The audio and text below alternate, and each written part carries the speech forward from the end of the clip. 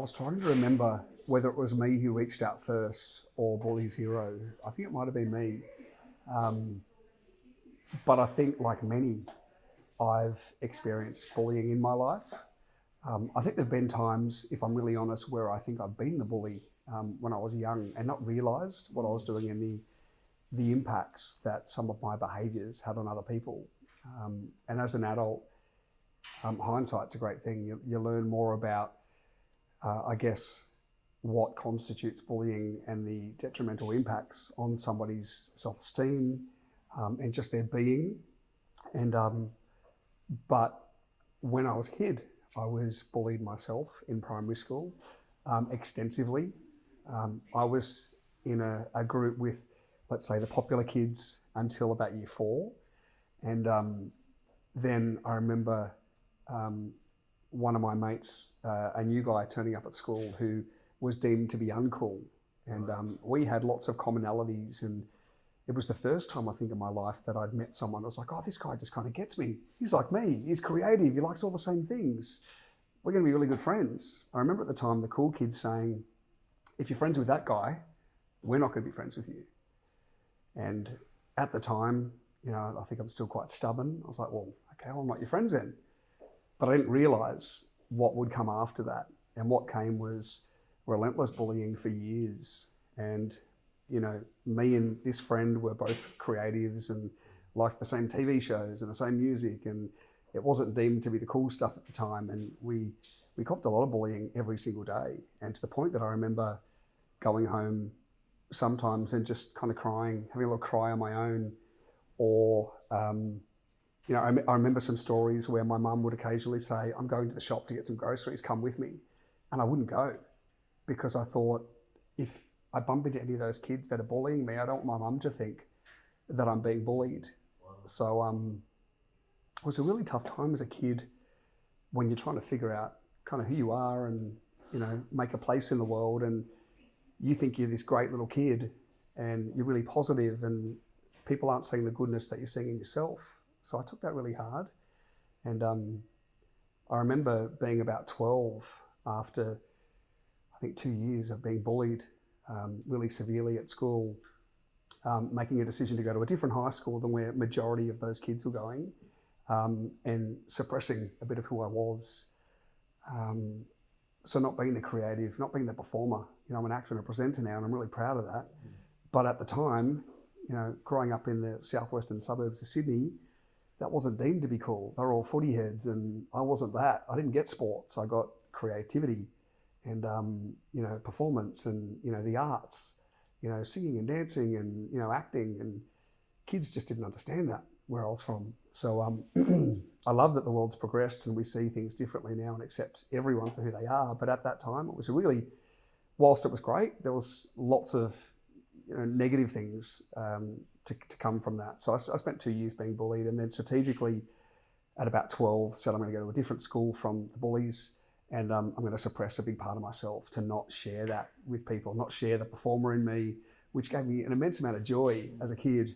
And also, you know, I was going home to a household, and my parents are amazing, beautiful people, but at that time their marriage was tough, and, you know, my older brother kind of picked on me a bit. My parents fought a lot, and so it wasn't a great environment to go home to. But then I was going to school and being bullied, so it was a really tough time. And I used my creativity after actually my school principal tapped me on the shoulder in year 4 and went, "You're going to be the lead in the school play." I was like, no chance. I've got no confidence whatsoever.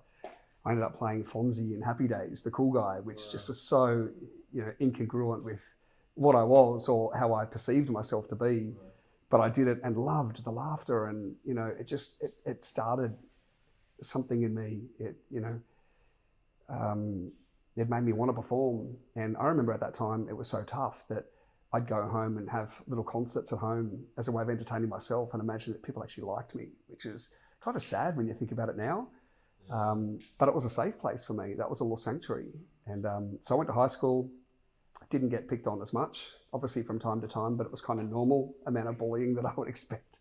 You know, that does happen from time to time, as we know, with kids, but it wasn't relentless. It wasn't every day. So I actually felt, you know, really grateful that I was at a school where I didn't have to put up with so much.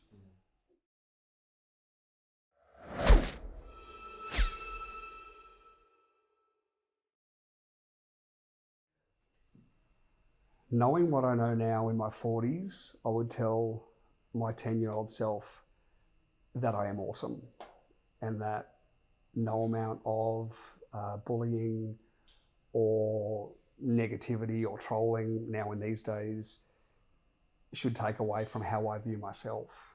You know, I think kids need to find self-love, and they need to understand that the happiness comes from us, from ourselves. It is nobody else's responsibility to make us happy. And sadly, we can't control the behaviours of others. So to be stronger and tell myself every day how amazing I am as a human being, and that it will be okay. You know, ride the wave of emotions, because every day we're learning, every day we're growing, every day is a new day, and eventually things change. You know, it's like the analogy I think Janet shared with me a while ago, you know, the crumpled up paper. You know, people keep saying to you things, the paper gets a bit more crumpled every time, and then eventually when things stop and you kind of pull out that bit of paper, the crumples are all still there, the damage is all still there, but you come out the other side, there's just work to be done. You know, I think like most, I've had years of therapy to come to draw these conclusions for myself, but I think we all just need to tell our kids and ourselves that nobody else can take away the goodness in you unless you let them.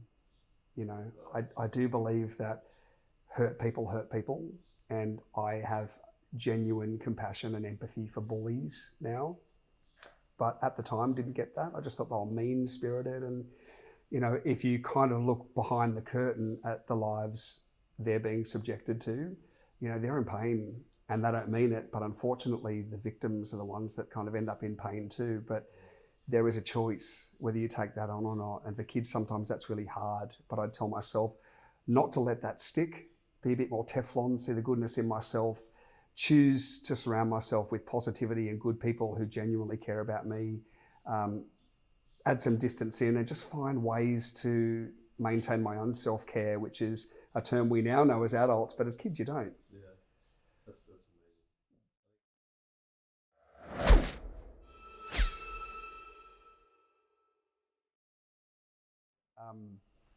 So early, obviously I was bullied in primary school, which was really tough at the time, and not so much in high school, but then again subjected to bullying in workplaces with managers and, you know, people in teams and things where people could get away with, you know, really bad behaviours in workplaces. It almost got condoned, especially if those were friends with leaders. They just kind of let those people get away with acting badly, which just should not happen, right? And from a bullied kid to then growing up and thinking that things will be fine to then being bullied again in the workplace is really hard. But we know it exists. It exists in schools. It exists in everyday life. And we can't control and completely stop it as much as we want to. We hope that eventually we will all be able to enjoy a bully-free future. But it's really hard to change everybody's mindsets or behaviours considering their backgrounds. So what we only have control of is ourselves. But I think what's made that a hell of a lot worse now is online bullying and trolling, which I've also experienced with an online following, where the bigger accounts seem to get, the more hate and vitriol is sprayed your way. And it's really hurtful things. People think just throwing out a comment from behind a keyboard doesn't do damage, but it does.